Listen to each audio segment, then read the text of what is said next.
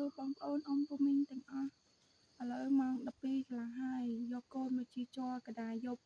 កដាព្រៃទៀតហើយភាសាតែយើងអត់ខំប្រឹងណាស់ទាំងយប់ទាំងថ្ងៃទាំងភ្លៀងអីហ្នឹងហើយឥឡូវនេះក៏បានតង់បងប្អូនសប្បុរសជនគាត់ជួយទៅក៏លែងសូវភ័យរឿងដាក់កូននៅហាភ្លៀងបើមិនស្រួលអីយើងអាចរត់ចូលតាំងបានដែលសារលុយបងប្អូនសប្បុរសជនគាត់ជួយទៅក៏បានទិញតង់ឲ្យអូនហើយក៏អរគុណដល់បងប្អូនសប្បុរសជនទាំងអស់ដែលបានជួយដល់គ្រួសារប្អូនផងដែរហើយក៏សូមថ្លែងអំណរគុណដល់បងដោបានគាត់ជួយផ្សព្វផ្សាយរកជំនួយឲ្យអូនឥឡូវចង់មានអាទិសអីអូនមួយព្រោះស្ពាយអូនតាំងពី2ខែកន្លះឥឡូវ8ខែហើយចង់គៀវជើងអស់ហើយបងប្អូនអ៊ំពូមីងអើយអាណិតកូនណាស់តែមិនដឹងធ្វើម៉េចព្រោះមានតាតែយើងអត់ដឹងធ្វើម៉េចទេមានតែពាក្យថាខំប្រឹង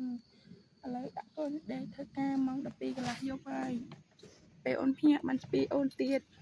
អរគុណអ៊ំពូមីងសង្ឃឹមថាមានបងប្អូនសប្បុរសជនក៏ជួយប្អូនបន្តទៀតដែលអ្នកខ្វះខាតដូចជាប្អូនពិតប្រាកដ